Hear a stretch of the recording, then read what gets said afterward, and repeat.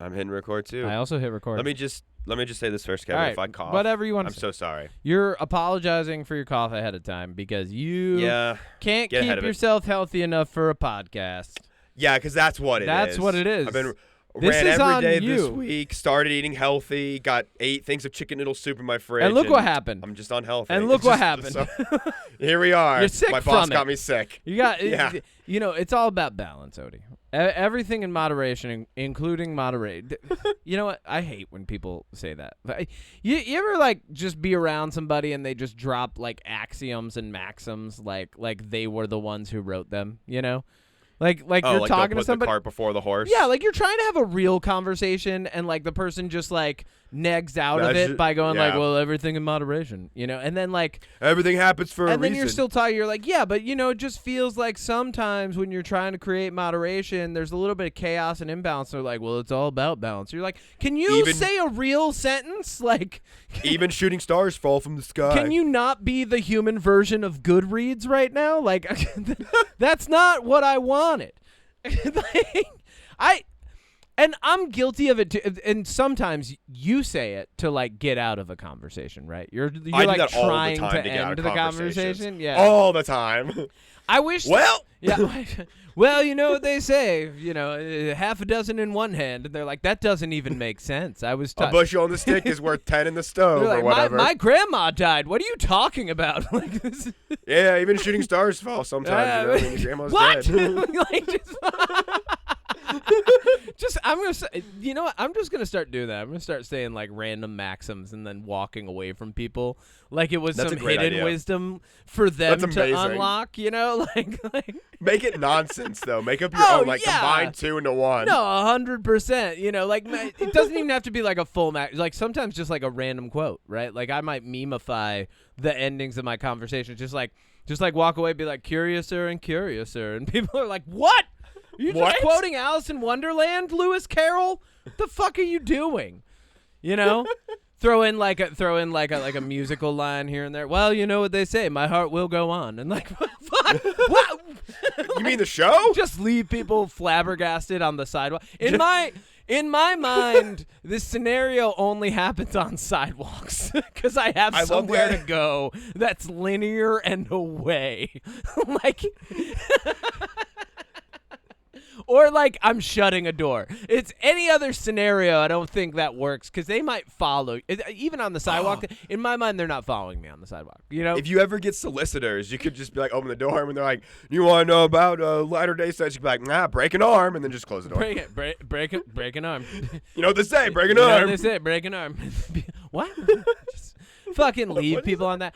Odie, I had something hilarious happen this week, and I have to share it. This is a very human experience that a lot of people can. It actually kind of relates to what we were just talking about. You finally got to see the Wiggles live? Absolutely, they were phenomenal. Nice. My life has changed forever. I'm gonna actually pursue becoming a Wiggles as a personal career. Yep, that'll be great. I'll do it with you. I would be a horrible Wiggle. Let's not. Me too. So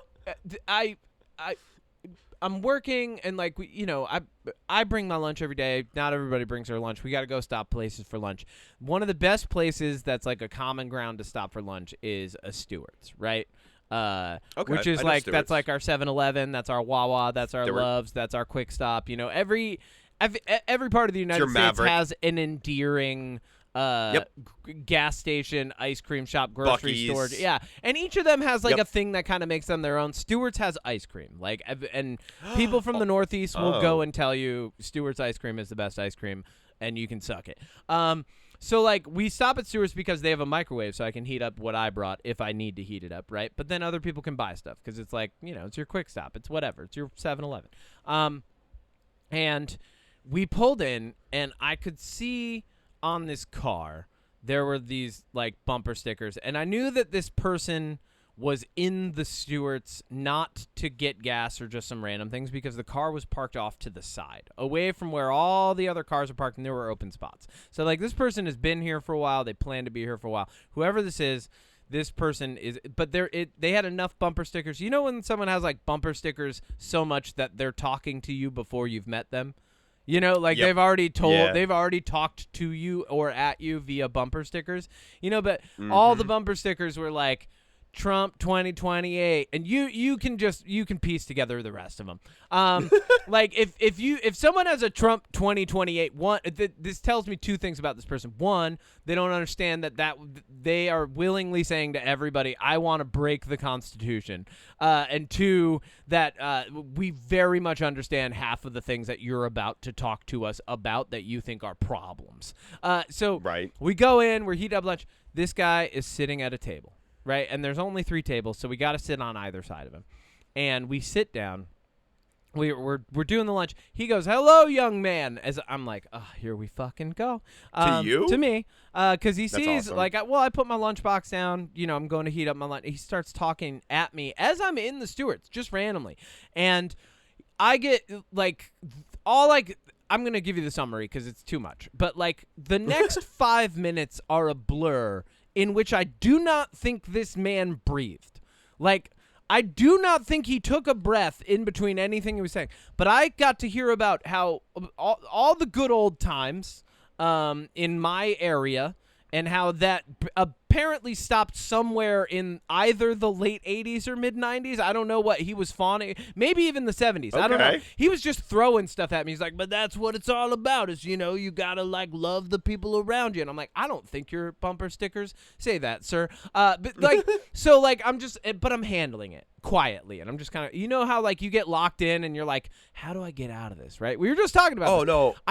I'm just like, yep. Mm-hmm. I'm like just kind of going with it. He's talking at me, and my buddy Jeff, who I'm working with that day, he can see on my face. I'm like trying to figure out how to get out of this. I am so proud of how I handled this entire scenario because, and you will be flabbergasted by how I did not. This didn't like take over my whole day because this guy is just going for 5 minutes. I swear to God, not breathing, and then I finally like figure it out, and I cut him off. I go, hey, what's your name, man? And I get up, and I'm walking over to just shake his hand because I want to end the conversation. I got it pre-planned in my head. I'm going to say, hey, man, thanks so much for sharing, whatever. Like, I really just need to, like, relax before I get back to work. Like, this has been 5 minutes of you talking. You know, like, I'm not going to say that part. But, like, leave me alone, you know, a nice way nicely. to say leave me alone. Yeah. Yeah. I go, hey, man, what's your name? And I get up, and before I can even get over to shake this guy's hand, he just goes, primetime money. And I'm like, oh. How do I not open up the next conversation now? Like, how do I resist? So many questions. How do I resist? Yeah, like, this is, was the rest of it just the hook to get me to ask so that I can then, because he was baiting I you. have a million more questions about this man now because he introduced himself as primetime money. But I resist the fucking urge, and without missing a beat, I go, primetime, thank you so much for sharing everything that you shared already. Like, this man, I said, sir, what are your proper pronouns? And he said, primetime money. And I didn't even miss it. I did not want this conversation to go on another minute. I was just like, primetime, thank you so much. I really need to just like relax my brain before I get back to work, man. But thank you for everything that you shared. It's he's like, oh yeah. He's trying to open up like 3 other conversations as I'm going. I should probably add, this guy's got to be like retired, maybe late 60s, right? I'm picturing like an 80-year-old. He's very old, and like, and as he's talking to me, I can see like a lack of teeth, and there's a lot going on here. But I'm trying to say all this without judging him too much. But like, it was a test of endurance and temperance, and I passed. And not only that, you know me, I'm on this podcast every week. It was a miracle that I resisted the urge to ask, why is your name Primetime Money? And we've driven past this on lunch now another 3 times, and whenever I see that car, I go, Jeff, pick somewhere else, man. We're not going to lunch there. Like, We're I'm not doing. I had enough prime time. I do not want to know. I just somewhere, you know, if you're listening prime time, thank you for everything that you shared. I do not want to know why your name is Primetime Money. I don't know why. Well, email in and tell us. Do you think it's self-chosen? Like, do you think somebody else gave him that nickname? No. Nobody gives anybody the nickname Primetime Money, Kevin. Nobody. That's like, no, just no. That's like, it's like in high school when you knew a kid that was like, call me Deathblade, and everyone's like, we're not going to fucking call you Deathblade? Deathblade, Stuart. That, like, you knew a kid in high school named Deathblade? If anyone introduced themselves as Deathblade, that's like straight to the principal's office. It's like, no, you can't. You can't. You're a danger now. You've Gary, announced. go to the principal. My name's Danger Pistol. Like, no, you can't. You're Like, gonna say Danger Piss. my name's Danger Piss. Actually, that would be.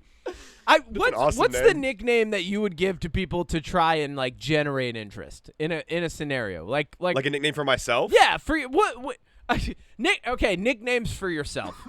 What would you nickname yourself? Bear in mind, if you answer this has to be your nickname for yourself forever and ever. Primetime Money, obviously. Oh, it's taken. You can't. He's got it already. I met him, and I don't want to know. What is your name? I would go Wet Napkin. What? Wet Napkin, baby. What's up, Wet Napkin? Nice to meet you. I'd be Salty French Fry. Salty French Fry. All right. Let's go. Let's go to the intro.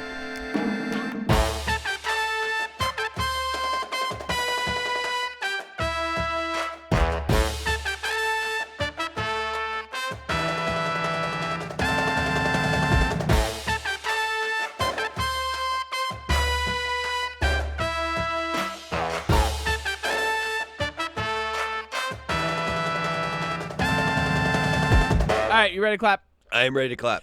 3, 2, 1. Welcome back to another episode of the UnPop Podcast. I am Kevin Miner, he, him, also known as Wet Napkin, your capitan, todo siempre. With me, as always, is... Ode Matthews, the sick chef. I'm going to sneeze all over your food. I'm also known as Salty French Fry, he. Wow. The energy. This episode sponsored My energy by... is low. I'm so sorry. It's okay. I'm going to keep it up for... you know what? I'm going to amp it up. Here's the dial. I'm turning it. Oh, you're turning Here we yours go. up? I'm turning mine up. This episode sponsored by limited edition Goldfish Dunkin' Donuts. They're not Dunkin' Donuts anymore. Dunkin' Pumpkin Spice Grams. What the fuck are we doing This right now episode as a sponsored country by with this? limited edition Goldfish Dunkin' Pumpkin. Goldfish started us off cheese cracker snacks, and now they taste like pumpkin donuts? They do not taste like pumpkin spice donuts. I'm here to verify. They just taste What do like they taste like? They just taste like regular graham crackers. They don't taste. Yeah, that's what I figured. I'm not getting much flavor out of these, man. They're Who's different asking color. for all these Oreo flavors and all these Goldfish flavors and all these Cheez-It flavors? Who's asking for this stuff? Nobody. We got rid of Red Dye 40, but now it's like, here's blueberry Oreos. By the way, I saw those again. There's a representative from like one of these companies that's just watching me at the grocery store, like pass them and Like then a pull secret my shopper. cart back, like full on proper reverse mode, like actually walking backward and going, that could be on the podcast this week. They're like, how do we make a product that Kevin Miner will buy so he'll put it on his podcast? How do we get free ad space from this? Even though we're insulting them. This is the worst version of the Truman Show. Just ad sponsorship after ad sponsorship. No, I just meant the Truman Show if it was me. Like, just this guy with ADHD, like, living the most, like, hop-shod life. Anyway. Be all over the place. It's Boulder Dash, baby. It's Balderdash. Balderdash. It's Balderdash, the game that people love. Also sponsored. Odie. It's called Baldur's Gate. Odie, I want to do you the favor. I want you to rest as much as you can today. Let's go right into the news. Thank you. That's so nice of you. Yep, let's go. Yeah, baby. It's the UnPop News coming at you fresh and hot from the command deck of the SS Marlon Brando. Let's see what this week had in store. That's the nicest thing you've ever done for me on this podcast. I know. Let's do it now. Are you playing the music? I did. Okay. It's done. Kevin, you're a big fan of True Detective, right? You've seen the first couple seasons. You saw the newest season that tied back into the first season. Yep. There was rumors that maybe like Woody Harrelson and Matthew McConaughey would come back to True Detective because there was kind of a dip in the middle. Yep. And now it looks like the newest person that might be joining True Detective Season 5 is none other than Nicolas Cage. Nicolas Cage, baby. We love him. Okay, so I think he could do a good job in True Detective as either the detective or like the bad guy. I think Nick Cage has reached that point in his career with like Long Legs and some other movies he's come out with recently, like Mandy, Pig, and so forth, that he's kind of not outgrown the Nicolas Cage like shtick that he has of being over the top and crazy and insane, and the Nicolas Cage that we know and love. Yeah. I think he's like kind of fallen into this older, more mature, like he takes on these more serious roles and still adds his flair, but it works better now. I think the challenge will be to play a character that is enough of him, the parts of him that people love in other movies. Like, there are moments in Face Off where you're like, oh no, this is a very, like, and Con Air. And like, I talked about this on the I Hate When That Happens podcast. We got on to Nicolas Cage and kind of like that, like the mid-90s, like golden era of Nicolas Cage action films, right? Yeah, The Rock, Con Air, yeah, like Face Off. There is a Nicolas Cage somewhere in there and in like the newer version of him that's done so much more that like can be dialed in for this show that people will only love and walk away with rave reviews from, you know? Yeah. And I hope he dials into that. And it depends on where you set the season, right? Because each season's kind of set somewhere new. So if you set it somewhere where that kind of Detroit. theatric. Yeah. Oh, man. Yep. See? Interesting. I'm writing it. That's why. Okay. I'm actually. Oh, I okay, casted cool. him. Can I be in it? This is what's going on. Yeah, you can be Can in. you cast me? Yeah, you can be in. Can I be a you chef? can be dead body number 3 in the in the cold open of season 1. Or no, Hell season yeah. 5. This is season 5? I think so. Yes, season 5. Quick rundown for anybody who hasn't watched True Detective but is enticed by Nicolas Cage. Season 1, absolutely phenomenal, classic television. You should watch it. Masterpiece in television. Absolutely phenomenal. Season 2, if you don't like crazy monologues and a lot of really slow plot development, skip it. It's good, but it's not great. Season 3, we're back to being great, baby. It's really, really phenomenal. It went under the radar. I think it was around the time that there were like writer strikes and a bunch of other great shows coming out, and like it was just wild. Season 3, good, really good, and then Night Country, which was season 4, phenomenal. Absolutely, like once again, dialed it back in. Jodie Foster comes in, she's killing it. She's an Love old Jodie lady, angry detective lady who's banging her boss. It's great. Yeah, So it's great. coming into Nicolas Cage, totally. I think they're coming off of a really great season. I love how every season is kind of Lovecraftian in a way, not really a spoiler. Like it's kind of in every season. Like you can see like the ritualistic side and like the darker, more like spiritual or cosmic side of the Lovecraftian detective stories that he used to write. So I am interested in this. I think that could work really well. What else could work really well is the Highlander reboot that is coming out starring Highlander Henry. reboot number 5. Well, Sorry. are the other Highlander movies? I've never seen Highlander, any of them. I'm saving all of them for Magnum Opus for when this movie comes out. Okay, you've got Highlander, which is the classic. Sean Connery. We're doing the swashbuckling. It's really, it doesn't hold up. Like I know people have a fondness for these things, but let's run through it real quick. Old Highlander, whatever. Maybe you love it, maybe you don't care for it. It's fine. Highlander 2, we go to the fucking future, and it's really weird. Dystopian Is that the Quickening? Future. Maybe? I don't know.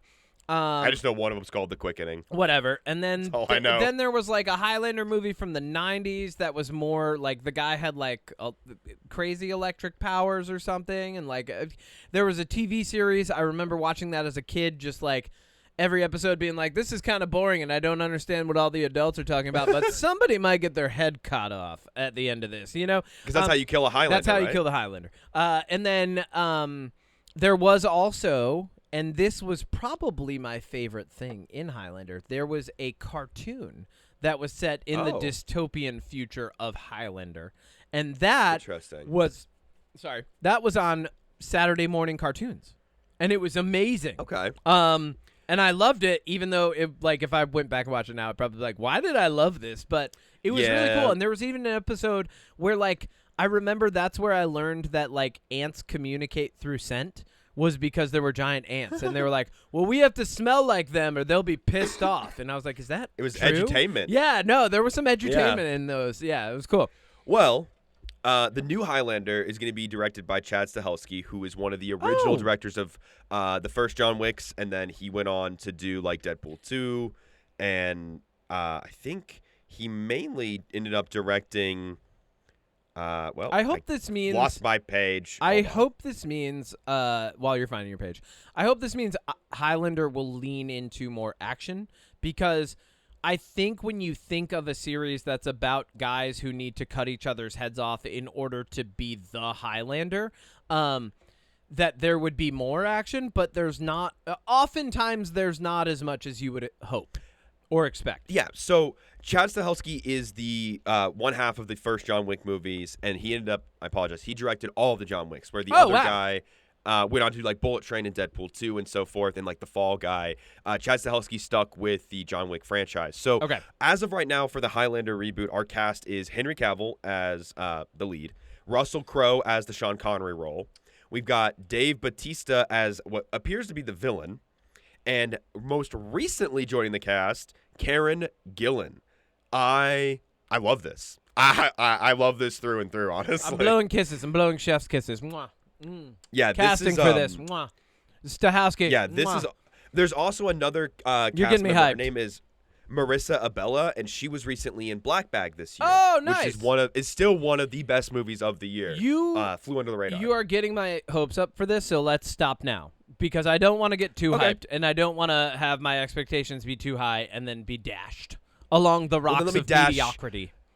Let me dash something else for you, Kevin. Do you like Zoe Kravitz as Catwoman? Yes. No, she's not going to be in the Batman 2 no, now, as Catwoman? well, Is there at all. just no So here's the Catwoman in thing. it?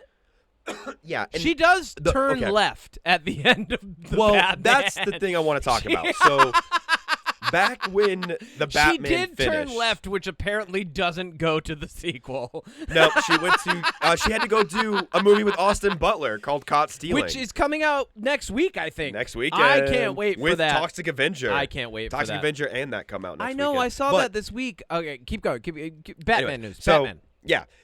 When the Batman ended, we knew we were getting the Penguin spinoff with obviously Colin Farrell. Yes. Now there was also supposed to be a Catwoman spinoff where she went. I think it was to Paris. I would and love it was going that. to follow her. So originally, I want that. I think, in my opinion, it seemed like she was never really intended to be in the Batman 2, or at least as a major player. And I gotta be honest, I think it's okay to leave her out. Yeah. What do you think? Okay. Like I said, she turned left. Right? Like, they left that opening. They left it there in a place where she could come back but doesn't have to for the second one. And so I think if she's not in this one and then comes back in the third, cool, right? Yeah. If she just never comes back, but then we get like some Catwoman shit down the line, also cool. That's fine. I also think that it depends on because we're going to obviously talk about Peacemaker here in a little bit, and we just recently got Superman. I think it also depends on what Batman route they go with that connects to Superman, because you'll have to do a new Catwoman and so forth and so forth. So this could also be a little bit of DC James Gunn being like, hey, like let's not, but I don't think that's it. That's what the scuttlebutt is. I think it's just Matt Reeves wants to focus on a Batman story, and he already did Catwoman for now, so now let's focus on other stuff. I think Matt Reeves' Batman is going to be very much like how some of the more famous comic book writers and artists got their own Batman that like doesn't touch on anything else in the DC. Like it doesn't even acknowledge like Superman and stuff. I think I'm hoping, I think and I hope that that Matt Reeves' Batman universe stays in its own little bubble. You know, like Christopher Nolan. Don't even include it in a crossover event. No portals. Keep it grounded. You know what I'm saying? Like no dimensional closets. No dimensional closets. We're not and bring out like some of the more like creepy, Batman the Animated Series villains. Like bring in some of the more grounded ones of those. You could even get a little bit supernatural with it. I'd be cool if they brought in that dummy guy. Remember the ventriloquist? Remember him? Bring in Batmite. And then it turned out like the puppet was the ventriloquist, not the people. Oh, that was fucking cool. Yeah, no, I just hope it stays separate and Catwoman doesn't find her way. I hope Zoe Kravitz Catwoman does not find her way into the DCU. I hope she stays in Matt Reeves' universe and maybe comes back later. I still think that you could put this Batman in the Superman universe. I still think you could. I don't think you should, but I think you could. I disagree. I don't think you should, or I don't think you feasibly could. I don't think like the demeanor is so different. Like, which is why I think it could work. I don't I think it would absolutely like to get them because the movies are even lit differently. I'm sure you notice like Batman is like even the daytime is like darker in Matt Reeves' it's Greg Batman Fraser, universe. You know what I mean? Like yeah, that cinematographer So, has done like Dune, Arrival. Yeah. He was the original DP on The Creator. Yeah. Like Greg Fraser's style is very like it's very low light in my opinion. You know what it feels like? A lot of blacks. It feels like the art that people do when they love cityscapes. Like that's what Greg Fraser's lighting feels like. You know, like when people really appreciate how human intervention has created this falsified light that then casts over people. We're getting way too deep on this. Catwoman might not be back, but might. Spider-Man Brand New Day, Spider-Man 4. It's a brand new day. There's Kicking no off- home in the title this time. No, it's going to be all probably day shit now. It's going to be like Brand New Day, the next day, the day after tomorrow. Spider-Man, Friday after next. With Ice Cube. The next Friday. Ice Cube's going to be behind a computer the entire time. Get out of there! Get out of there! If you haven't, go check out our War of the Worlds video on Magnum Opus. But Spider-Man Brand New Day. Yes. Here's what we know so far. Yes. We know that the Punisher is in it. Yep. We know that Mark Ruffalo's Hulk is supposed to be in it. We know that it's going to be a Spider-Man Punisher teaming up to fight the Hulk. We don't know why, but that's possibly it. We also know that potentially Florence Pugh's new Black Widow might be showing up. We also know that Sadie Sink. We also know that Sadie Sink from Stranger Things is in an unknown role. She could be the real MJ. She could be a villain. She could be who knows. I'm pumped about that. Joining the cast from Severance is Tramiel Tillman, who plays Seth on Severance. I fucking love this guy. He's incredible. He's in the new Mission Impossible. He's one of the best parts in the new Mission Impossible. He's an awesome submarine captain in that movie. He Fuck is yes, I'm all the for reason this. I started watching Severance in season 1. Because after the episode where he does like the little dance thing to try to cheer the guy up, somebody released like a remix video of that and then put after the burial music behind it, which is like really genty hardcore music, and it fit perfectly, and I was like, this is amazing. Like, I need to watch this show now. He's phenomenal. He does such a good job. I hope he is either a villain or villainous character, maybe even an anti-hero, because he carries that energy really well. And although I'd like to see him, I appreciate him being in it whatsoever, I think it would be cool to see him continuing to develop his skills in that realm of like, oh, this guy's kind of the bad guy, but like maybe not always, but no, he is. So the rumor is that there's going to be a lot of potentially minor to maybe major villains that just show up in this to set off, because there's going to be a new trilogy of Spider-Man movies, so they might be setting some like groundwork for introductions. So I would love it. And he's got to be in Doomsday. Ugh, I don't want to talk about Doomsday. Everything I see about Doomsday makes me so worried.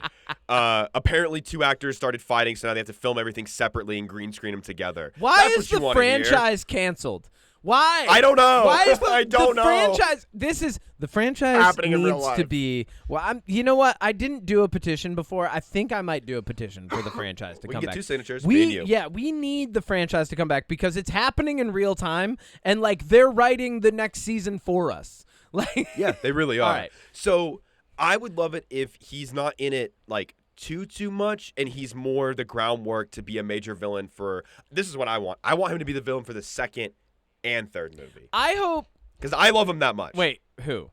Robert Downey Jr.? Tramiel Tillman. Oh, Tramiel. Oh, yeah. No, I'm talking about Spider-Man. Okay, again. yeah. I would like him to be a villain that sets up a larger arc for the Spider-Man. for this new trilogy. Yeah, okay. Because I think that's a great get. Like, honestly, I really truly believe like him and Coleman Domingo have just really like blown up recently, and they're fucking phenomenal. Here's what I want. I want Tom Holland to be set free from the shackles of being Spider-Man. He's done. It's over. And in the best way. Like I think he's done a phenomenal job being this Spider-Man. I want to see some way in which he passes off, like kind of like symbolically and cinematographically hands the torch to a Miles Morales. Yes, or a Gwen Stacy. I don't care. Give me one or the other. I would say it's more likely to be Gwen Stacy because there was some news that came out not too long ago saying that they probably won't be doing Miles Morales in this new trilogy. Because Justice Smith is too old, so we can't now. Like, but you already had Aaron Davis, who is Miles Morales' uncle, a.k.a. the Prowler, played by Donald Glover, show up in the second Spider-Man movie. We need or first one? We need a Miles Morales. We really do, though. I would love a Miles Morales and Gwen Stacy. I would love to get away from just Peter Parker for a while. Like, I think that would be cool. Like, just 5 years of, like, a break from Peter Parker. Give Tom Holland some time to, like, get older and let his voice drop, well, maybe. He's got the Odyssey that he's doing, so, you know. He is he's in, looking for his dad, Matt Damon. He is in the most overpriced movie ticket film of the decade so far, so yeah. You know, I heard, so there's a rumor. I have the AMC movie pass. You have the Regal pass. Yep. There's a potential that AMC won't let that pass be used for, like, IMAX screenings because that's what mine lets me do. I don't it might make care. You pay. I'll boycott the first week. I'm not paying Taylor Swift ticket prices for a fucking movie. I'm not doing it. Never. I'll go see it in a regular format. I don't care. Yeah, get the fuck out of here. You want else gets the fuck out of here? Yeah, what? Apparently, we're getting a new Archie movie at Universal. Well, not a new one, I guess. This is Riverdale, right? This is Riverdale, but a movie. This is a Riverdale movie, right? Okay, here's Archie. Okay. Yeah, Archie. What's his name? Let me throw the. I don't care. Cosmopolis. I don't care. Okay. Yeah, Archie Cosmopolis. Archie Bleacher Makeout. See, I don't know what the fuck. Yeah. Jughead's a gangster. Who knows? Okay. Full admission. Guilty pleasure of mine when it came out, season 1 of Riverdale. I was like, oh yeah, I was like, this is great. I loved it. Not a guilty pleasure of mine, season 2 of Riverdale. Like, and anything after that. I was like, why is this just the OC now? Like, why are we doing that? So you know what I bad. mean? And then it just got more and more ridiculous. Like, they jumped. It ends with superpowers and a comet hitting the Earth, and one of the characters stopping it and teleporting them into a 1950s reality where they live the rest of their days. They jumped the shark, and then jumped the shark, and then said there's another shark, and then jumped the Meg, and then jumped the shark. Yeah, and then they jumped the Meg, and then Jason Statham was like, "Wow, I didn't even do that." And like, no, he did. No, he did it in a Sea-Doo. All right. We don't need this. No, nobody's Kevin, asking for this. How this. dare you not get the Meg facts right? We don't need it. Moving on. Okay, here's what I am excited for. What are you excited for? Ben Stiller is developing and directing I think he's directing it, but a pickleball movie called The Dinklands. Called The Dink. Oh my God. Okay. Do you want to know what it's about? I have the synopsis. I have a feeling I know what it's about. Can I tell you? Yeah, hit me. Jake Johnson is playing a washed-up tennis star who stoops to play pickleball to save a struggling club and earn his father's respect. Okay, amazing, great, do it. This is the spiritual sequel to Dodgeball we didn't know we needed. Exactly. Right? Perfect. And I like that it's not called pickleball because Dodgeball was called Dodgeball, right? Yeah. And if you called it pickleball, people would be expecting, like, someone from Dodgeball to show up. Now, that being said, who is the character from Dodgeball that you would accept showing up in the pickleball movie? This universe. If you would accept any of them, I have 2. Who would you accept? Hit me. Alan Tudyk, back as a pirate. Yeah, 100%. That was my answer. Right? That's my answer. What's your other? My other one would be, I think it'd be kind of funny if Ben Stiller owned the rival pickleball team and he just made like a small appearance and was like, "This is also my team." That would be the 2. Second answer from me, Jason Bateman's character. Okay. As the announcer. Oh, yeah. Right? Oh, God, right? yeah. That's so much better. Yeah. Yes, yes. And neither of them are huge characters, right? Him and Alan Tudyk are the announcers now. But, have Steve the Pirate or the announcer show up. Like, either one of those in this movie would acceptable. Vince Vaughn, stay away. Everybody else, I don't like do your own thing. I love that idea. I also think Jake Johnson's the best get. I love New Girl. I love Jake Johnson. Yeah, no, he's great. It's fucking I love that he's playing something about the way that casting and costuming just like tailors his look says washed up before you put any other thing next to it. You know what I mean? Like it says like what? I'm agreeing. Oh with you. yeah. No, it says like, and I mean that in the best way. Like he does a good job playing those characters. He is a character Would you actor, and his character is washed up or deadbeat. You know what I mean? Would you like to know some other casting on this movie? Hit Because me. there's more. Yeah, hit me. Ben Stiller. Ben Stiller's in it. Go figure. Patton Oswalt's in it. Love it. Christine Taylor. I hope Patton Oswalt is the rival pickleball player that's like the best. You know I what think I he mean? will be. That makes sense. Chris Parnell is going to be in hell it. Yeah. And guess who's playing Jake Johnson's dad? Who? Ed Harris. Who decided to start making good movies again? Again, right? It's because it's Apple. Apple puts money behind their movies and it works. Did someone accidentally flip a switch at Apple and they were like, "Oh, we can make good stuff again." Like he flipped the switch. We're just waiting for like some executive at Apple to be like, "No," and flip it back off. I hope not, because Apple's movies have been pretty solid. They for have the been most good. part. Yeah. The director is a guy named Josh Greenbaum, and he's done some movies I don't love. He's directed some New Girl episodes, which is nice. Okay. He directed a movie called Strays, which is a really like raunchy R-rated. What if dogs could talk? Not my favorite. You know what I like about Strays though? They really swung for the fences on that one. And I respect that, but I just don't think it's very good. No, However, he did direct the documentary called Will and Harper about Will Ferrell and Harper Steele in their friendship, because Harper Steele was on SNL with Will Ferrell. And obviously, her story is incredible. I actually got to meet her at a gala event here in Colorado. Oh, cool. Incredible human being. So mixed bags, but honestly, that documentary was so good that I'm like, okay, hell I yeah. trust you. All right, cool. I'm in. Yeah. What else you got for last me? little bit. James Gunn news. Have you played pickleball before we get out of this? No. I have. No, I have self-respect. Nope, I have. Got him. I have. I'm just kidding. It is surprisingly tailored to every level of athleticism. Like, I have played a pickleball game that was much more light and fun and like casual, and I have played pickleball where it's like, oh no, we're playing.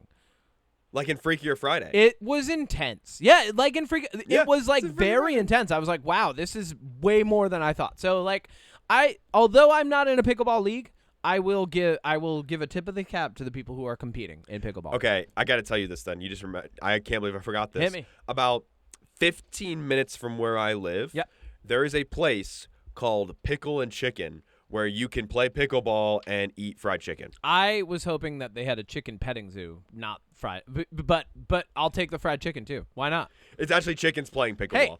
Hey, oh my god, pickleball cockfights. Oh my god, come on.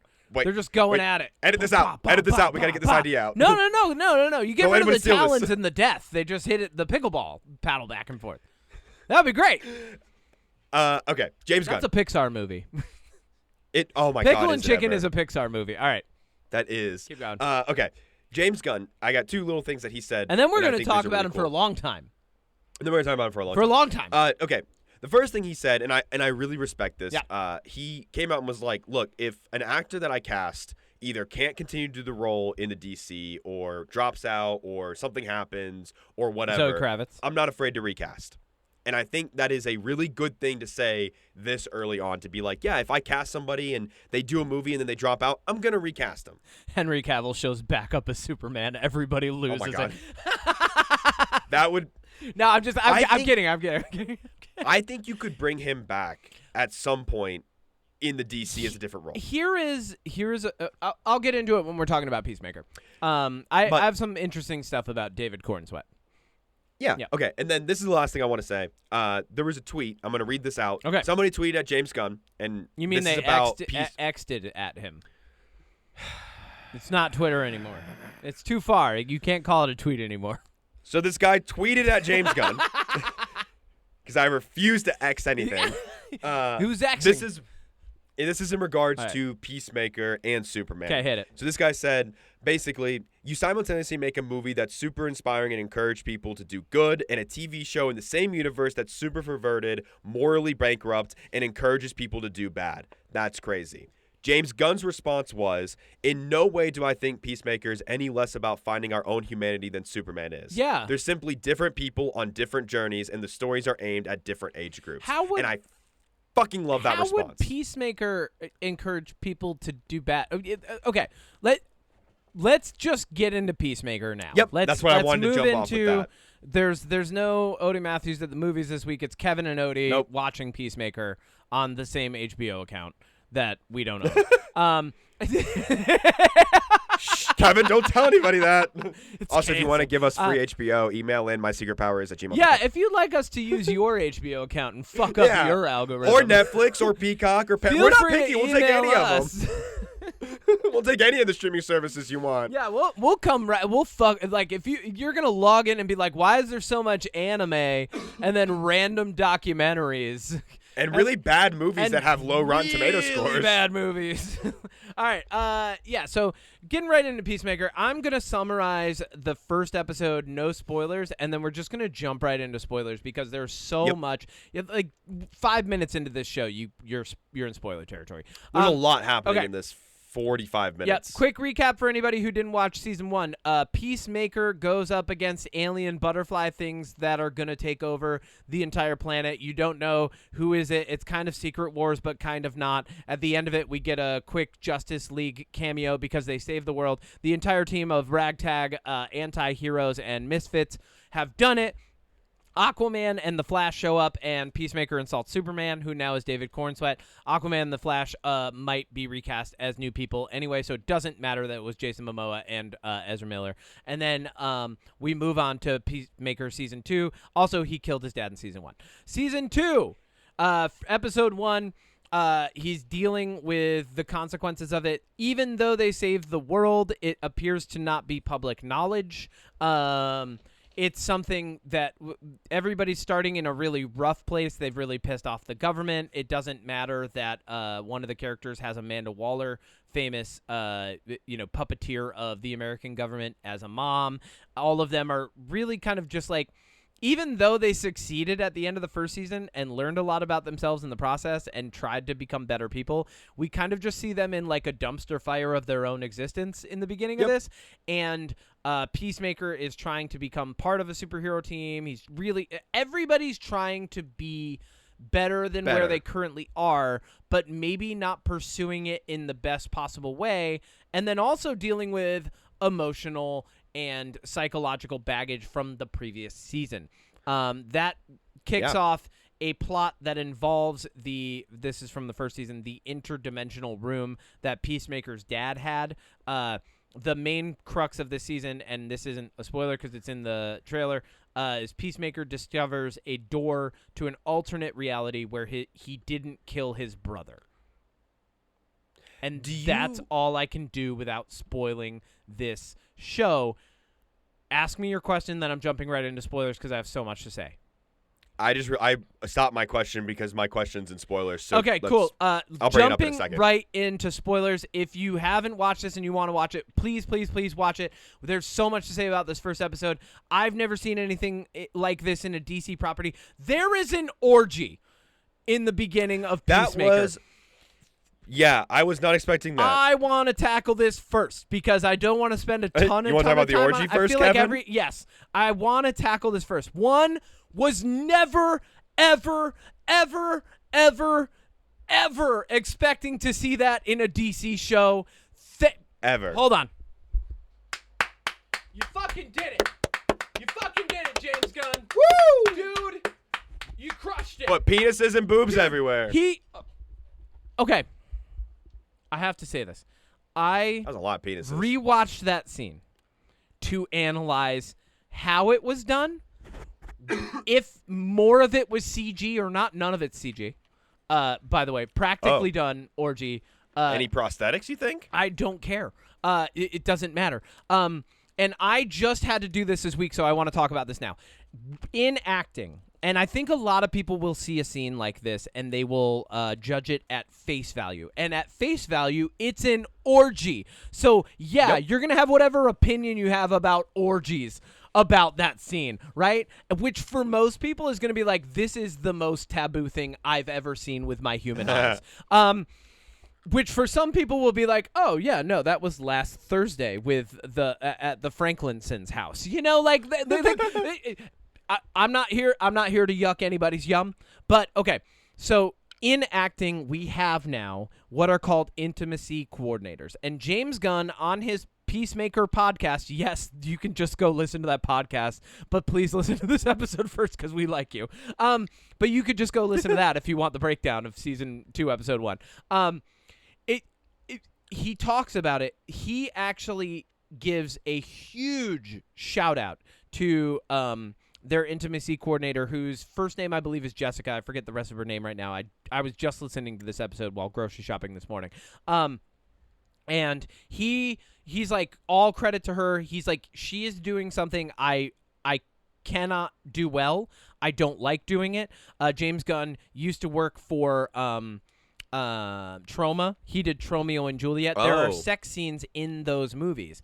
He admittedly had a hard time doing that because we didn't always have intimacy coordinators. This is a newer thing in the industry, and actually I would say it's one of the positive side effects of the Me Too movement was that all of a sudden we were like, oh, no, wait, we need to create like a barrier that separates just doing an intimate scene from like signing up to do a movie. You know, like we talked about in the Fantastic Four, like Jessica Alba's lingerie scene was added after she was cast in the movie.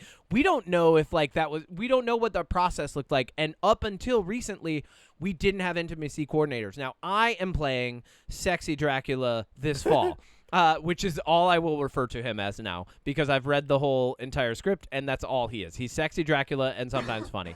But we did my first day at rehearsal, and they probably did this very intentionally. We did intimacy coordination because I'm fucking Dracula. Dracula, I don't know if anybody knows this or if you've read Dracula enough or seen enough vampire movies at this point or Dracula movies. He is a stand-in and metaphor for sexual assault. Like, that's what he is. Like, he literally lures people in and then against their own will turns them into vampires via sexy assault. And that's only become sexier over time thanks Gary Oldman and everybody who did Dracula. Right. So, but, like, so we Bram did... Stoker's Horny Dracula. Horny Dracula changed the game. So we were doing intimacy coordination, and I was lucky in that my friend's girlfriend, Siobhan, was our intimacy coordinator, and hats off to her. I've never even done intimacy coordination up to this point, and I've had a couple so I've had to mitigate on my own. I've had to be like, hey, you know, and I've had female co-stars, so I'm like, it's been on me a lot. Well, we did have an intimacy coordinator for one show, but a lot of times it's a conversation and it's not a full class. We did a full class for this. So a lot of times it's been me going, hey, just so you know, if at any point in the scene, you're uncomfortable with anything or if there's anything that you're uncomfortable with, please feel free to stop it and let me know. So because the last thing that you want is to ruin a scene as an actor completely by having a bad memory associated with it that person then has to carry for the rest of the run. And I know most people aren't acting, don't think about this stuff, but it's really important because you're a person more than you are a character. So, so I've had to have these conversations before, and luckily I've gotten very good at handling them, but Siobhan actually introduced me to some terms. So there's actually a term at least in the theatrical acting space now. I can't speak for film acting because I haven't done intimacy coordination for that yet, but it's button. And if you say button at any point, the scene stops. It doesn't, and I love that. It's a fail-safe where you are like, hey, button, this was not cool, or I'm not feeling, you could even say it if you're feeling queasy, you know? And the whole scene stops, we take a break, we figure out what's going on, we solve the problem, we get back to it, right? It's a very professional way to handle that. You also, in intimacy coordination, go over just context, consent, what people are comfortable with, and it's a very kind of intimate exercise. You go over what are called your you have fences and gates. So you have areas on your body where it's okay to touch and areas on your body where it's not okay to touch, and you kind of go over that because the first time you're reading, a lot of times these are strangers, you know, so it's really good to go over that. And we did that when I was there, and I was very happy to go through this whole process because now that also gave me the tools to understand, hey, this is where my castmates are as far as touching goes. This is where I am as far as touching goes. And I've done Rocky Horror, so like I think a lot of people would assume, oh, Kevin's okay with just being ogled and touched, but like not every day and not every scene. You know, like don't surprise me with an ass slap. It might mess up the whole scene. It might throw me off the script. Yeah. So we did all that, and I say all this to say this scene probably had so much extra effort and coordination put into it that I can only respect it from an acting and filmmaking standpoint. On the outside, face value, yes, orgy. On the inside, the inner workings and like the dollies and the way that they had to pan and like get different things in different shots, and you don't just do one take. Like the way that this had to be crafted, fucking hats off. Like I was like, wow, that was brave to do at all, but then masterfully done. Sorry. That was a whole aside just to talk about a really, because you really like orgies. I get it. Canonically now on the UnPop, Kevin knows a lot about orgies talk about him a lot. theater. What's he doing? For like 20 minutes. But yeah, no, so like that blew my mind. When I was like, there's no way this is happening. And that was just a piece of this first episode. What do you like about this episode? Let's get into the episode. I like a lot of things about this. I will say that overall my opinion on this first episode is it was fine. I think this very much feels like the groundwork to the start of a season. A lot of here's a little bit of everybody doing a little bit of something. And on the level of like setting up a bigger season, I respect that. Yep. But in terms of the first season of Peacemaker season 2, I wanted a little bit more. Yep. I think this episode really just focuses on where everybody's at post the butterfly problem. Yep. You get Peacemaker, you get some cameos from the Justice Gang with Nathan Fillion's Guy Gardner. So good. Isabel Merced's Hot Girl. Absolutely phenomenal. Amazing. And then Sean Gunn's Maxwell Lord. You want to talk about those guys for a second since I'm bringing them up? Yes. The cameo was like perfection because I don't know if you noticed, but this was pretty ingenious. They created a literal physical barrier between them and Peacemaker, which makes sense because if you're interviewing people to join the Justice Gang and they have a superpower that might affect you, right? Like it's good to have whatever partition you have. But then also they putting up that physical barrier as a metaphor also lets you know where they stand insofar as the other superheroes go. And, like, it separates their characters in a way where when they leave, you've already seen them visually separated from everything else in the show. You might not even be expecting them to show back up. Two, they're only funny in this. I loved it. That's all we needed. I don't think we'll see them again. I don't think so either. So I like that. I don't know, where's Peacemaker set? What state do you know? I have Virginia, I think. Because Maxwell Lord says at one point that the West Coast was a wash for superheroes. Yes. And Metropolis is technically in Delaware, I think. I think they're in Virginia. Like, I think Peacemaker is, like, somewhere close to Washington, D.C. That makes sense, because Metropolis is, like, across the water from New Jersey. Yeah. New Jersey is where it's Gotham like kind is. of New York City area. Yeah. So I liked them being in this. I think it was a good way to kind of, like, I think James Gunn does a really good way of being, like, throwing hints at, like, yeah, this is all starting to connect in its own way. Yes. You know, with the, like, we get a Lex Luthor mention about Pocket Dimension. We get Rick Flag Sr. coming back, who I love. Yep. We get, mentions to Superman. So I like that they're already trying to tie this in. Yeah. Frank Grillo Sr. is amazing. So, like, okay, first off, I am falling in love with Isabella Merced as an actress. Her acting prowess is phenomenal. She has played so many characters in just the past, like, 2 years. And her Hawk Girl is, like, even just, like, body language and, like, vocal timbre is completely different from her character in Alien Resurrection. Romulus. In Alien Romulus. Yeah. And then, like, she's done her range is really showing. And I love... she's in The Last of Us. And I love that Hawk girl. Yeah, she's in The Last of Us. Oh my God, she's so good in The Last of Us. Yeah. And like each character has their own demeanor, and she's showing such good range. And I love that Hawk girl. Hawk girl feels like the superhero version of RBF. You know, like that's Yeah, what a little she bit. is. Like she's just angry Hawk girl. She's like very nonplussed about everything. She even makes a joke that like she's trying to eat less because her ass is getting fat. Like just fucking. I thought that was. Every And then Guy line- Gardner's like, my ass is a straight line. Yeah, no, I oh, need a dude, bigger ass. everything that they say was hilarious. And Sean Gunn as Maxwell Lord was like, mwah. Because like That's we a got great the casting. cameo of him in Superman. Sean Gunn. Yeah, briefly. Here's what I will say: Sean Gunn. There will come if even one more character is Sean Gunn in this universe, I'm done. Like I'm gonna be like, all right, you've done it too much now. I get it. Okay. But like, Let me. yeah.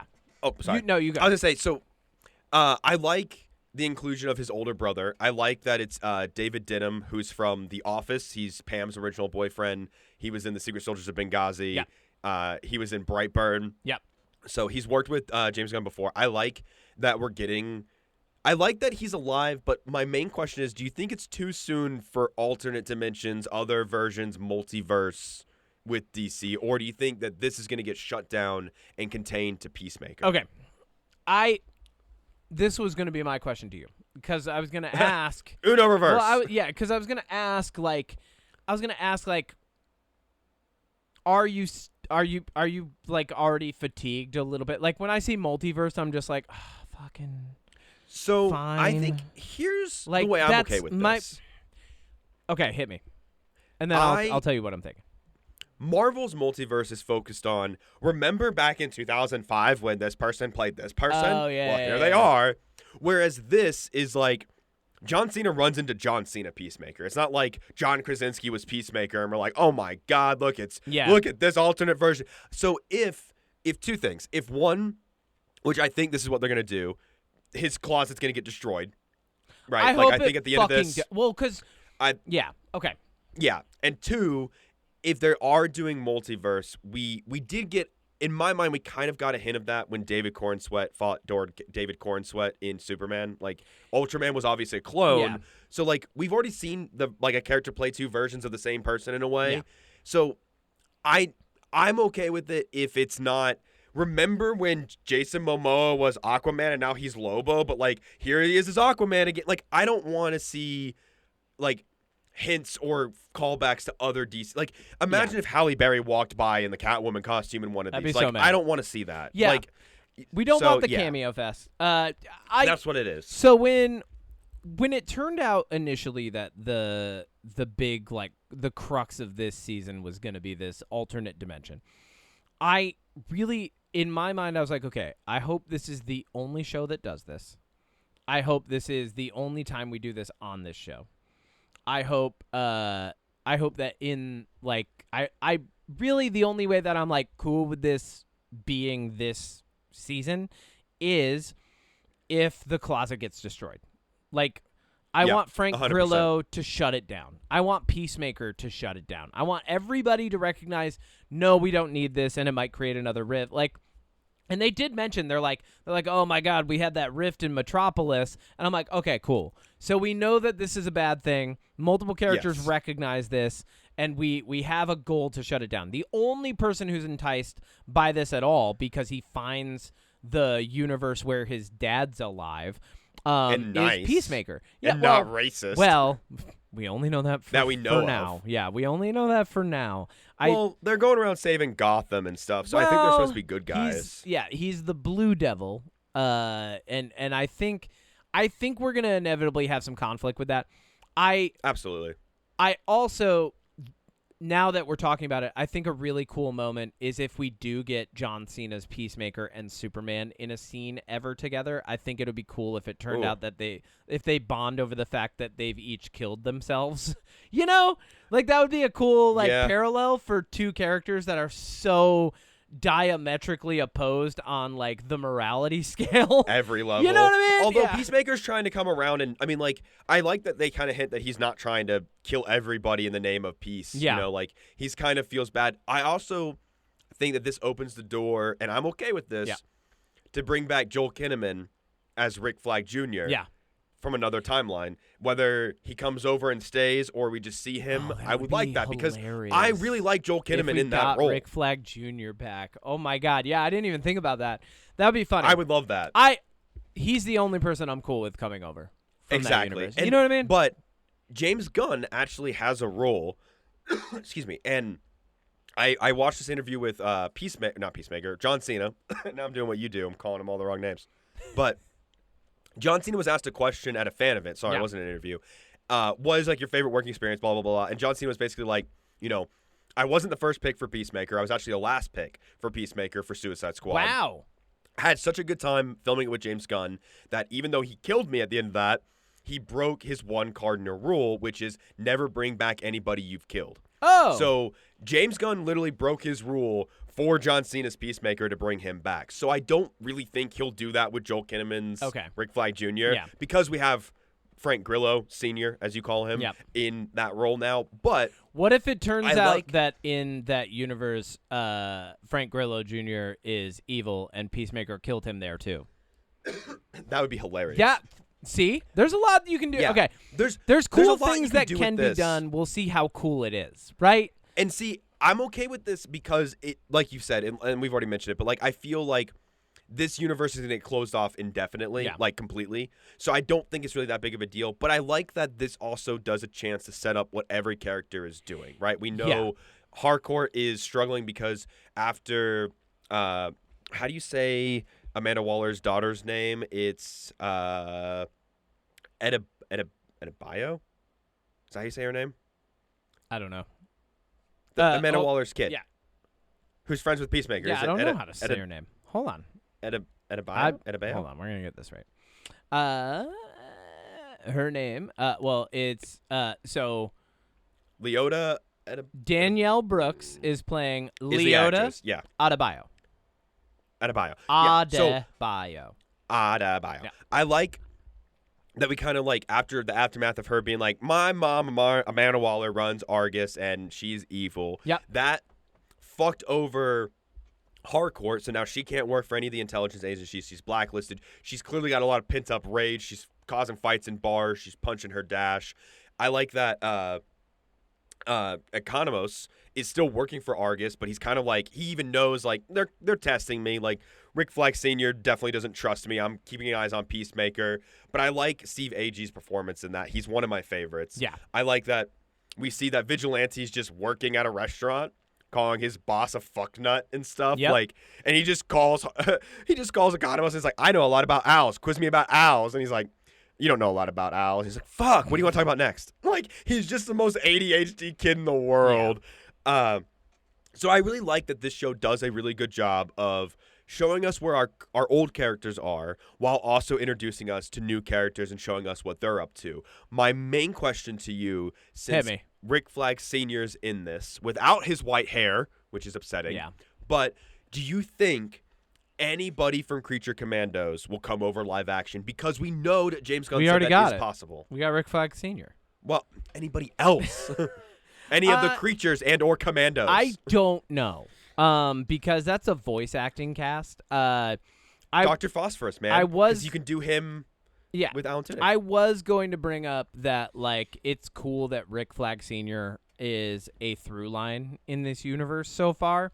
I love that. He's like the Nick Fury. He is like the Nick Fury. I do his Frank Grillo. So Frank Grillo says, one, he really loves playing Rick Flag Sr. He also wanted to do the hair that he had, the big poofy white hair. He was filming that something he had else, from Creature though, Commandos, but he got cast in something else, so he couldn't do it. And because of that, they actually made some character choices for him that he's like, he really wants to like nab Peacemaker. But at the same time, he also has, like, some regret. He's a little insecure now. He's, like, a little softer. Like, there are some choices that they've made with Rick Flag to make him a more dynamic character. And then also justify, like, the darker hair, which is really cool. I love that. And I do think it would be cool to see Dr. Phosphorus. I mean, we've already gotten live action, what's his name? The Weasel. We've already gotten live action Weasel. I would love to see G.I. Robot. at Of some course. point. I think Yeah. GI, because GI Robot is Sean Gunn as well, right? Yup. Uh, He's also Weasel. Yeah, but like GI Robot would be 100% CGI, right? So we would not get another Sean Gunn Most of the character. creature commandos could be CGI or like, prosthetics and stuff where you could, like David Harbour, you could make him Frankenstein. I feel like I wouldn't want to see him. I'd want to see maybe the Bride. I think that would be cool. If we're going to get something like Creature Commandos live action, what I really like personally, like any of them in live action, what I'd really want is for the vibe that they bring to whatever they're in to be similar to like the old Hellboy movies with Ron Perlman. You know what I mean? Okay. Like Yeah. if they don't bring that kind of like weirdness to it, then it's not going to hit for me. Like it's like I was saying about Batman before. Like if they're in a Superman movie and it's not fucking weird, like I don't want that. Like I want like if they're going to be in anything, it has to be weird. And the villain in well, we're in spoilers, but like the villain in Creature Commandos, one of them was Clayface. You know, like there's a lot that can be interwoven through this, but I also like the way that James Gunn is not just going, "Oh, you're seeing this, you might see it again." There's none of that. Like a lot of it's just like, here's a story, we're telling it, we're moving on. And if they come back, it serves the story. Who was that rabbit girl that ran out in front of Peacemaker when she was interviewed for the Justice Gang? Who was that supposed to be? I have absolutely no idea, but it was amazing. I love that. That was really cool, and a really nice like one-off joke. I also did want to throw this down. This is a cool thing about this episode. John Cena admits very candidly on the Peacemaker podcast he actually didn't know how to smoke a bong. And had to have the crew teach him how to smoke a bong, and they were like, hey, so here, because he was like, no, I want Peacemaker to look like he knows how to smoke a bong. Yeah, and like that's and then they showed him, and they're like, and also like if you want, like we could after hours, like we could show you like how to smoke a bong. That would be, dude, that was my dream right there. Imagine being like on the set with John Cena, one of the nicest people on the planet, it looks like. Yeah. And him coming up to you and just be like, hey, can you teach me how to smoke a bong? I'd be like, I've waited my entire life for this moment. What'd you do at work today, honey? I taught John Cena how to smoke a bong. I smoked weed with John Cena I got paid out of a for bong. that. That's incredible. Yeah, this season's phenomenal. I love what they're doing. I love the character development. I love that they've decided to have raunchier moments. And then big fight between John Cena and John Cena. Where John Cena bests John Cena. Answering the question, who would win in a fight, John Cena or John Cena? It's John Cena. I am so interested to see where this season ends because Steve Agee, speaking of Economos, said that the last 3 episodes of this feel like a completely different season. Oh, like, really? In the sense that it really, like, the way I'm understanding that is it really, like, builds. Ramps the fuck up. And what I like about this now, and this is one of the best things for DC, and this is why, I'll be honest, I'm very much on the DC bandwagon. Well, not a bandwagon because it's new, but like I've attached to the DC train. I've put boosters on the back. I've got the DC flag on the front, and I'm fucking waving it. Like I'm all in for DC right now. Creature Commandos was great. Superman was great. I love this Peacemaker. And what I love about it the most is that now we have a DC universe that's actually fucking connected. Yeah. Because they retcon the Justice League showing up at the end of the first season. They replaced it with the Justice Gang. They replaced the Aquaman Flash banter. Yeah, they replaced it with Hawk Girl and Green Lantern have the banter because in that original one with the Justice League with Jason Momoa and Ezra Miller's Flash, they joke about Aquaman fucking fish. Yeah. And in this one, it's Green Lantern doing something. I like funny. that now we have the ability where if somebody shows up in Peacemaker Season 2, we know that now they're a part of the DC because James Gunn is in charge of all of this. So it's like, if anybody does show up, which I'm happy if nobody does. Like, I love this cast, these characters. Like, I don't need Batman, I don't need Superman, I don't need anybody else to show up to make this show great. But it's nice to know that if any hero, no matter who they are, like if fucking live action Kite Man shows up, that means that's the fucking Kite Man in DC. Like, I love that now we get that and we can actually go, okay, what's in this universe? Who's who? What's going on? Like, here's the thing that I love. I love that there is an extended conversation between Peacemaker his dad and his brother about imps. Yeah. They are very aware that these doors in their universe can go to other places. And they talk about how other dimension Peacemaker brought home an imp one day, and it was there for like a week. And that to me is amazing because we talked about this when we were talking about Superman, and we were talking about just like different things in the DC, and like there was an interdimensional imp in. Well, but like they've been nodding at it because James Gunn. There was one in Superman. James Gunn loves Batmite, and I really, even if it's in like a Creature Commandos season, would love to see Batmite, and would love to see James Gunn's take on it, just in a cinematic way, at all, because Batmite is like this really funny. He is the self-proclaimed #1 fan of Batman, but is just absolutely terrible and chaotic. And I love everything about that. So I really hope we get that at some point. That's kind of the only thing that I'm like, I really hope, I'm not let down if we don't, because that's really hard to execute, but I really hope we get it. I think what I'm looking forward to the most, and I this doesn't really have to connect to Peacemaker, but just speaking of DC as a whole, one of my favorite DC characters has always been Green Lantern. Yeah. I've always, not Guy Gardner. He's an asshole. I like Hal Jordan and Jon Stewart. Okay, so Hal Jordan, Jon Stewart, different Green Lanterns, but right now we've got Guy Gardner, who... Well, we've got the Lantern show on HBO Max is coming out. And I was going to say, canonically, Guy Gardner does, like, kind of lead the way for Hal Jordan, right? If I'm correct? No. So usually it's... Hit me. And my knowledge is a little fuzzy because I am still sick, but it's usually Hal Jordan is the OG and he passes the ring on.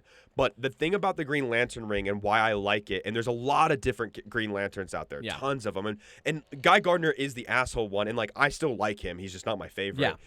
You don't have to be the best person for the ring to choose you. You just have to be close enough and the best person around, which means that when somebody like Guy Gardner gets the ring, you're like, how the fuck? Who was around? Really? You were the only one You're around? the guy? Like, yeah. It was you or this guy who has 2 fingers so he can't even wear the ring. It was him. You got it by default. Yeah, it was him or like 3 dictators, like right? Like, so I'm really excited to see, because Kyle Chandler, whose daughter is in Alien Earth, is Hal Jordan, and then I forget the guy's name who's Jon Stewart off the top of my head, but we know that the 3 Green Lanterns are going to be in that show together. Yes. And I'm really interested to see, because that's like a true detective style Green Lantern, they're investigating, there's aliens. We see an alien in Peacemaker. Yeah. And what I think James Gunn is doing, and this might be too early to say this, but what I think he's doing better than what Marvel is doing now, because I think Marvel, the first 3 phases, Iron Man to Endgame, is a pretty tight bow that they did in a really good way. But I think what James Gunn is doing is giving us very different properties, but still putting them in the same universe. And I like that he's not scared to be like, Superman is punk rock, Peacemaker's having a fucking orgy, the Green Lanterns are investigating aliens, the Creature Commandos are burning people's skulls with their hands with Dr. Phosphorus. Like, these are so vastly different, but they're in the same universe, and that makes so much more sense to me, because when you have a character, if I may rant for a second, Go ahead. Marvel, when you have a character like Daredevil or Punisher who murder people, who shoot people with guns, and you're like, well, if he's going to be on screen with Captain America, he can't kill. Yes, he can. Yeah, he can. What do you like? That's they don't what have makes to agree. These characters. Right, that's what makes these characters interesting. What makes comic book characters fundamentally interesting to me is the fact that when you have somebody like Superman who stands for good and wants to save people and literally will go out of his way to save a fucking squirrel from getting crushed by a kaiju, when you put him with somebody like Peacemaker whose whole mission was to kill women, children, and men in the name of peace, that is interesting. Yeah. It's interesting when Peacemakers kill somebody in front of Superman. That interaction is more interesting than toning down Peacemaker to fit Superman. Yeah, 100%. Because they're not going to bring Superman up to Peacemaker, and that's why I said I wasn't going to talk about Doomsday, but we talked about this last week. If Deadpool's in Doomsday and Doomsday's PG-13, you dilute Deadpool. Yeah, 100%. And I don't want a diluted Deadpool. Yeah. I mean, you know what I mean? So, like, I like that James Gunn isn't afraid to pull the trigger and be like, this is R, this is PG-13. We might even get a PG thing. Who knows? But I'm really happy with where DC is, and that's something I haven't been able to say in a really, really long time. Yeah, same. Yeah, James Gunn has been killing it, and I agree. But as you're talking, the thing that I'm realizing is, like, the thing that James Gunn is doing that other properties haven't done is he's creating distance and time between his heroes. You know? Like, Supergirl is going to be off somewhere else, you know? Yeah, it's in the universe. Her own thing. And so we don't have to worry. You don't have to worry about the plot hole of, like, well, wouldn't Superman show up? It's like, no. Like, you could just say no. And I like, and, you know, James Gunn on when he's Xing at people. Tweeting. He has said no, you know, to certain things. He's like, yeah, no, these are different, and they're meant for different audiences, and, like, you don't have to. And that's how comics are, too. Like, you brought up something else. Yeah. You brought up something that I want to keep writing about real soon. Yeah, go ahead. One of the complaints that I've had in Marvel recently, and I'm not okay. Let me also say this: I'm not sitting here being like Marvel is trash, Marvel's garbage. No, Thunderbolts was good this year. Fantastic Four was good this year. Like, Marvel is still fine. Marvel's still good. I think that the way that they're connecting their universe and connecting their characters has really fallen since the first three phases. But what I think, like, Thunderbolts is a great example. We know that all these heroes exist in the Marvel universe. We know Spider-Man's in New York. We know Daredevil's in New York. We know Punisher's in New York. And none of them showed up to help fight the Sentry. So it's like, when you have characters that you know are established in the universe and know other people and are in these areas and would fight crime and they don't, it feels weird. Whereas in this, it's like, well, yeah, if Superman doesn't show up to every crime because he's Metropolis's hero. Yeah. And what I think James Gunn is doing a really good job with, and could be wrong, we'll see, but he's very good at being like, this hero is here and this hero is here. So if this hero is fighting somebody in Metropolis and this hero is fighting somebody over here, that hero is not going to go help because they have their own district. Yeah. They're like police officers in that sense. Like, this is their town, this is what they protect, and every town has heroes. Yeah. And as you're talking about, like, in comics, because the comic literally has that hero's, like, name, like it's like Wolverine, issue number 185.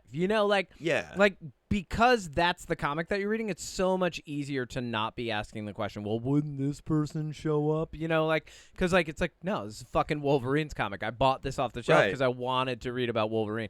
You get that in those universes, whereas, like, the Marvel and DCUs that we've known so far have kind of set themselves up to recognize other heroes. So, like, they have kind of created this problem for themselves. But I do hope that for both of these, over the course of the next, like, I don't know, year, we start wrapping up this multiverse. So, like, we've talked about this. I hope that the multiverses wrap up. And I hope that if we get them, it's from a character where it makes sense. Like, if Doctor Strange, and I don't care how old Benedict Cumberbatch gets. Benedict Cumberbatch. I don't care how old he gets. He can be Doctor Strange, like the Sorcerer Supreme. I hope he shows up in other random shit and is doing portal shit. Like, that's his shtick. If he shows up in a thing, he's doing portal shit, But, like, I don't want him in everything because he can do portal shit. Like, we don't need it all the time. Sometimes all we need, and James Gunn is proving this over and over again, is good story with good character development that rounds itself out in a meaningful way, regardless of what your level of sensitivity is to different ratings. Yeah, and I will say this also. In this universe with James Gunn, the Justice League, which when I was watching the Justice Peacemaker, Gang. Well, no. So it's funny because Nate was like, "Why are they not the Justice League? Aren't they?" I was like, two different groups. There's the Justice Society. There's the Justice Gang. There's a lot of justice groups out there. All right. DC didn't do themselves justice. favors with the naming mechanism. There's also, like, Yeah. Anyway, so I like that. So right now, like the Justice League, run by like Superman and Batman, with like Wonder Woman and the Green Lantern and Martian Manhunter and the Flash and Aquaman. Yep. That group isn't set up yet. Yeah. So for now, I like that if there is a really big threat, it makes sense that a bunch of heroes don't show up. Where my complaint with Marvel would then come into play with DC if in 5 years the Justice League is set and then we get I don't know, pick a hero, like a Flash movie, but it's like the end of the world. It's like, okay, well, if it's the end of the world, the Flash would call his buddies on the Justice League and they would help, right? Yeah. Like, so what I think ultimately where I think my opinion lands on this is everything that takes place in Marvel feels like it's all taking place in New York City, whereas this world with DC feels like it's spread out. It feels like the actual country has all this stuff going on. Yeah. And that I think ultimately is what has really won me over, because again, the first 3 phases of Marvel really felt like different. Like everything felt like it had its place, and it made sense that these people weren't really helping each other because they weren't all friends. And I don't know, I think it really depends on what happens with Marvel with Doomsday and Spider-Man, but I think DC is just doing something that really scratches the itch for superheroes that I was missing. Yeah. The fatigue, Yeah. Final thought on, like, grouping superheroes together. Like, the DCU, and even, like, the animated DCU and stuff like that, Justice League very often, like, they're called together for specific emergencies, right? And they're Big not ones. always called together. But yeah, and like, but a lot of times their adventures kind of become like a bad guy of the week, monster of the week thing, Yeah, they're like the old animated show. Yeah. Yeah. And so I feel like if we get Justice League together, it'll be for like some big thing, and then once it's done, Darkseid. it'll be indicative. It'll be necessary that they indicate that they are now going to go back to their respective places unless something comes together, and like they'll be like, and that space station up there is there just in case we need it, Well, and there's also the times where, like, and I remember this in the old cartoon, Batman will be doing something and he'll call Wonder Woman and be like, this is a thing that I need, like, about this, can you give me an assistance? And then Wonder Woman will show up. So, like, I'm not saying all the Justice League has to show up, but if you take one of those members and give them a world-ending event and they don't call anybody else, it's a little hard to be like, okay, like, all right, sure. I mean, I would also say, like, maybe we should highlight, like, the level of pride they take in solving things on their own, too. Well, that's mainly Batman. Yeah, well, yeah. Also, this is my last thing Dark that Knight. I want. It's not Dark Knights. Tonight. This is the one, like, really big thing I want from James Gunn with DC. I want a good live action, don't be a fucking coward about it, Martian Manhunter. Give us Martian Manhunter. That'd be cool. Why is everybody so scared to do Martian? He's awesome. I fucking love Martian Manhunter. He's very hard to do because he goes through walls so much, But he can shapeshift to look like a normal human. Yeah. So if you're scared, make him green. Just make him a normal human. Green. And then No. Do it right. Don't make But it I'm saying he can turn into a human when he's around other I humans would be to save on so the budget. annoyed if we spent half the movie with him just looking like the actor who's No, I'm not saying half the movie. I'm saying, like, when he's not around the Justice League and they're, like, in Metropolis walking downtown, you can just have it be the actor without makeup, and then when they're back up on the space station, he's Martian Manhunter. Oh, yeah. Do him in the Justice League movie. Don't do him on his own. No. I meant put him in Justice League. Yeah. Anyways. Yeah. Unless, you know what? We could see him out in the galaxy. Like, now that Supergirl's going to be not on Earth, I'm like, oh, cool. Good. If somebody goes to Mars, I would love a Martian storyline. Well, not even just Mars. Like, Martian Manhunter Well, that's where could he's go from. to. Yeah, I know, but what I'm saying is, like, there's, like, whole comics where, like, they go to, like, the planets where, what's his name? Like, the super gorilla guy. What's his name? Grodd? Gorilla Grodd? Gorilla Grodd is, like, off on a planet, like, controlling things, and they have to, like, put the kibosh on it. Like, there's a lot of opportunity to bring him out into, like, the galaxy and do the weird stuff that we know James Gunn does so well because of Guardians, And you know what? He's already shown us he can do... Point. Yeah. I like that DC I like that it's a giant universe, that everything's on the table. Yeah. Like some things are going on Earth, we're getting stuff in other parts of the galaxy, and that's cool. I like that. Yeah, That's good. I'd like to see other planets. That'd Go be fun. off planet. Yeah. Superman does really well when he's off planet. Yeah, I agree. Cool. What final thoughts? Anything you want to see from Peacemaker? When this wraps up, it'll be right after Alien Earth, so we might just do like a back-to-back Wrap up. Alien Earth wrap up, Peacemaker wrap up. Like we might be doing some wrap ups here in about 2 months. I'm kind of cool with that. I think that's good. Yeah. Next week. It's good. I'm excited. Yeah. Let's go into jams.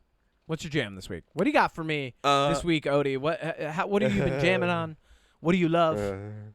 You got your jam is that you're sick. Your jam is getting down with the sickness. This is awful. This was terrible timing. Oh. Your sick. jam Well, or I mean, the getting sick sickness? is, I guess nobody likes getting sick, right? No. My jam is a TV show. Yeah. That I started called Dexter. Okay, so I told little you context. not to. Yeah, you I told me said not to. don't. But you said don't. You and I don't did have anyways. time for this. I watched the first episode. Okay. Because my partner, I told them about it when they came back. They were on vacation in Philly. You're watching a show back, from 2007. 6. And I said to them, I was like, oh, I'm really interested in watching the show where this serial killer guy, like, uses his powers to target, like, other bad people. And serial They're killers not like, powers. oh, that sounds. Okay, keep going. It's powers. But I was like, it's the powers of being a good detective. Blood splatter analysis guy. But we watched the first episode because we were curious, and we were both got hooked. And I was like, I told them, I was like, I was told by a couple people that after season 4, the show drops off. And they were like, well, if it drops off after season 4, I guess we'll drop off too. And I was like, all right, let's do it. So we're watching Dexter, baby. You're like so behind on this, but okay, that's fine. Well, the new season, yeah, okay. So, yeah, new season of Dexter Reborn or Resurrection. Yeah, or whatever. Resurrections, Whatever it is. New Blood. It's out. Whatever. People are loving it. I mean, Dexter spawned a whole genre of TV that kind of like, I feel like all the same people who fawned over Dexter fawned over You, right? And like, oh yeah, it's just so played out for me. I'm glad you're enjoying it. I'm not here to yuck anybody's yum. I said that already. I made that promise. Yum my and I'll yuck, stick Kevin. to it. No, it's like. Okay, you want to know why I like it so much I feel like if you already? know a show is only going to be so good, and season like I would even, you know what? I'm going to let you go through it, and then we'll talk about it later. Well, you want to know why I like it? Like, why honestly, do you like it? Because Michael C. my Hall's favorite- not played out in your mind yet. That Okay. I mean, honestly, I've never seen him in anything except for that movie Gamer with Gerard Butler. Where he basically he's playing Michael C. Hall. Like he's playing yeah, okay. Sorry. But my favorite TV show of all time is Psych, where Sean Spencer was raised by a cop and it uses being hyper observant to solve crimes. And Mike Dexter is what if Sean Spencer was a fucking psychopath, and that pretty much works for me really well. So yeah, I'm enjoying Dexter. Sorry, we'll see if it holds up overall. But I didn't really do anything else except for watch that and then just kind of hang out this week. So hell yeah. Well, that's great. My jam this week, Via Nova, wonderful band from Berlin, has released a new song called Obsolete. Now, they, on the backside of this, have announced an album. They've only been doing singles for a while, and this band is how, if somebody was like, describe your personality with a band, I would say it's this band. They are hardcore, progressive jazz metal. Like in the weirdest best jazz metal. In the weirdest best way. But Via Nova is like if Jamiroquai became a progressive metal band. Like that's what they are, and they're phenomenal. Okay. I absolutely have loved every single song they've put out. They even have an awesome song that they released not long ago. I think I had other jams that week, but like it's called Whatever All Right, and like that is like one of the most cool. Like it's heavy, but somehow feels laid back, but then there's blast beats. Like, they're so fucking cool. And if you even just look up their band picture, like, they're all wearing white, and the singer has a giant fur hat on, and, like, orange Spell the name for me? Via Nova, Vianova. They're from Berlin. They're fucking amazing. And this song, Obsolete, is a jazz ballad. This is a fucking crazy picture. Check them out, baby. This is my personality as a band. If This fits your personality yeah, as a band. Thank you. If they're my spirit band, I guess is what I'm gonna say. Yes, that's me. Yeah. That's me. You. So that's my awesome. jam. Small tack on for a second jam, just because I didn't know that this existed. If anybody likes reading scripts, if anybody likes like quick comedy, Dracula, a comedy of terrors, which I'm going to be in this October. There is a recording of, I think it's newer, which is really funny because I'm doing this with the Classic Theater Guild of the Capital Region. So shout out to them. But the script is funny and the show's good. And like I really like the pacing of it. It's really fast. All of the comedy, like there's a joke about being gluten-free, non-GMO, vegan, like like all the different things, like, and Dracula's just like, oh great, and it comes back later, and Van Helsing is played by a woman, and there's so many cool little things about this play that make me so excited even to do it on like a community theater level. So like I would definitely say if you like that at all, go to YouTube and type in Dracula, a comedy of terror. Somebody recorded a live version of the show. I don't know if that's legal or not or if it'll still be up, but it's up on YouTube and I was watching it and it's good and I highly recommend Love it. That's my jam this week. Wonderful. Next week we're talking about Caught Stealing, baby. We're not talking and about Toxic Avenger. We're not maybe. I don't know if I can see two. I'm gonna see. I'm gonna it, so see I'll let Caught you know if it's any Stealing good. for sure. I'm gonna see both. Okay. We're not talking about Caught Stealing like us getting caught stealing. We're talking about. Oh. Have you turned around on Austin Butler yet? This is did gonna not be like this is gonna Austin be it, man. Butler. This is gonna He be the played movie. Fade Okay, Rotha. so here's the thing. Let me say this. I did not like him as Elvis, and I did not like him In Dune? I liked him in Dune. Okay. I did not like him in Elvis, and then I didn't like him in that other movie I saw him The in. biker movie? Nobody liked the biker movie. Yeah, the biker movie. Thank you. The bike riders. I didn't. Isn't it I called didn't like him in that. Bikers? The bike riders. Yeah, whatever it is. So okay. this is gonna be the movie, and I think I'll be shocked if But I that's don't love not him in his this. fault. Like I feel like Well- those movies that you didn't like him in were not great. Well, In we'll general. see. Then we'll see if he picked a better movie I feel to like be he's in. going to be amazing in this movie. I think this. I mean, I he's got like Zoe him. Kravitz. It's got Matt Smith. It looks really good. I like him. Yeah, we're gonna watch Matt Smith be a like. With a mohawk. I love Matt Smith being a psychopath. Me too. I hope he plays more psychopaths. I mean, he played fucking the Doctor on Doctor Who is a psychopath. Exactly. Thank you, everybody, for listening to another episode of the UnPop Podcast. Thank you for weathering this absurd existence with us aboard the SS Marlon Brando. If you have any questions, comments, concerns, subpoenas, or would like us to podcast live at your funeral, feel free to email mysecretpoweris@gmail.com. Art by FrankAce, music by moi. Let's get ready for next week.